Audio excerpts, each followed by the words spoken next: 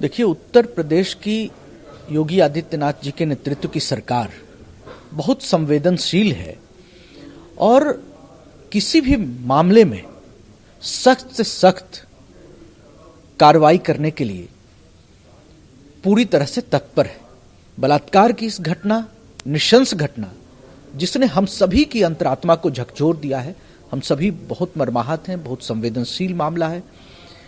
हर तरह से उनकी सिक्योरिटी और जस्टिस को इंश्योर करने के लिए सरकार काम कर रही है।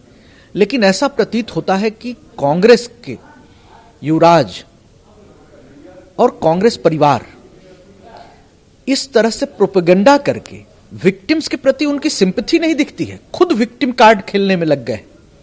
और कितनी घटिया राजनीति हो रही है कि हम कलेक्टिव एसेंस और इथोस पॉलिटिक्स की, डेमोक्रेसी की भूल गए। कांग्रेस के लोगों को हम कहेंगे कि किसी भी संवेदनशील मामले में हम जस्टिस इंश्योर करें, जस्टिस की मांग कर सकते हैं। हम भी मांग करते हैं कि उत्तर प्रदेश सरकार जस्टिस दे, लेकिन खुद विक्टिम बन के जबरन विक्टिम घोषित करना कि हम गिर गए, हम पकड़े गए, हमको पुलिस ने धक्का दिया, आप एक सिचुएशन क्रिएट करके प्रोपेगेंडा कर रहे हैं। यह बिल्कुल कांग्रेस की हिपोक्रेसी और कांग्रेस की राजनीति का सतहीपन उभर कर आया है। आज हाथरस गैंग रेप पीड़िता के परिवार से अपर मुख्य सचिव गृह और डीजीपी मिले। उन्होंने आश्वस्त किया परिवार कि दोषियों को किसी हालत में बख्शा। देखिए, योगी आदित्यनाथ जी की उत्तर प्रदेश सरकार बिल्कुल मामले को लेकर के हाथरस घटना में बहुत ही संवेदनशील है। योगी आदित्यनाथ जी ने जो मुआवजे का ऐलान किया, परिवार के एक सदस्य को नौकरी, हम पूरी संवेदनशीलता के साथ जो पीड़ित परिवार है उसके साथ सरकार ने खुद को जोड़ा है। सरकार उनकी सुरक्षा को इंश्योर कर रही है।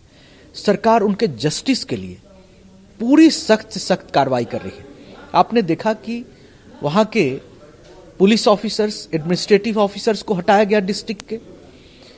ये कम सख्त कार्रवाई नहीं है। अब जो सेक्रेटरी स्तर के अधिकारी परिवार को एश्योर कर रहे हैं, ये पूरी सरकार की पीड़ितों को मलहम लगाने की, पीड़ितों के साथ खड़े होने की और दोषियों को सख्त से सख्त सजा देने की जो नीति है, उसकी राह पर उत्तर प्रदेश सरकार है, जिसके तहत एसआईटी का भी गठन हुआ है, जांच हो रही है, दोषी आरोपी पकड़े गए हैं और उनको सजा मिलेगी, इस बात का हमें पूरा भरोसा है। बिहार में चुनाव को लेकर के, विधानसभा चुनाव को लेकर के महागठबंधन का नेतृत्व अब तेजस्वी यादव को मिल गया है, क्योंकि सभी सहयोगियों ने, खासकर के कांग्रेस ने भी मान लिया है कि वो हमारा नेतृत्व करता रहेंगे इस चुनाव में। उन्होंने आपसी सीट बंटवारे में राजद को 144 सीट मिलने की बात कही, जिसमें वीआईपी और जेएमएम को एक मैंडेट करने की बात है उन्हीं के राजद की सीट से। वहीं 70 सीट कांग्रेस को मिली, 19 सीट माले को मिली, 6 सीट सीपीआई को मिली, 4 सीट सीपीएम को मिली। कांग्रेस और आरजेडी दोनों महाभ्रष्ट और परिवारवादी पार्टियां अपने परिवार बचाने के लिए राजनीति का मुखौटा खड़ा कर रही हैं बिहार में। इन दोनों ने राजनीति का सैंडविच बना रखा है, जिसमें पिसते हुए जीतन राम मांझी ने पाला बदल लिया, उपेंद्र कुशवाहा चले गए, मुकेश साहनी का अपमान होता है और लेफ्ट वामपंथी पार्टियां सीपीआई-एमएल जैसी, जिन्होंने कुशवाहा समाज के बेटे कॉमरेड चंद्रशेखर की हत्या को भूलने का काम किया, चंदा बाबू के बेटे राजदेव रंजन यादव की हत्या को भुलाकर आज ये जिन पार्टी के नेताओं पर आरोप था उनके साथ गठबंधन कर रहे हैं सिर्फ सत्ता के लिए। इससे ज्यादा घटियापन क्या हो सकता है? और तेजस्वी यादव स्वयंभू नेता है। नेतृत्व के सवाल पर तो उपेंद्र कुशवाहा, जीतन राम मांझी ने सवाल उठाते हुए महागठबंधन छोड़ दिया। अब ये स्वयंभू नेता करके बन के राजनीति कर रहे हैं। आप तस्वीरों से अपने भाई बहन के पोस्टर्स हटाते हैं, राष्ट्रीय अध्यक्ष की तस्वीरें हटा देते हैं, लालू जी राबड़ी जी की तस्वीर नहीं, और तेज प्रताप को प्रेस कॉन्फ्रेंस में मुकेश साहनी से ज्यादा सम्मान देते हैं। तेज प्रताप की क्या हैसियत है कि प्रेस कॉन्फ्रेंस में आपने ऑनर किया? अब आरजेडी का नेता तेजस्वी यादव हैं या तेज प्रताप है? जो पब्लिक डोमेन में जो परसेप्शन बिल्डअप होता है उससे है कि राजद परिवार में भी एक कंफ्यूजन है। नेतृत्व के सवाल पर लालू जी के परिवार में कंफ्यूजन है, आरजेडी के भीतर कंफ्यूजन है और महागठबंधन के भीतर कंफ्यूजन है। यह जो प्रेस कॉन्फ्रेंस था सिर्फ एक फोटो अपॉर्चुनिटी था। इस बीच मुकेश सहनी को आरजेडी के सीट में रिकमेंडेट करने की बात पर मुकेश सहनी भड़क गए।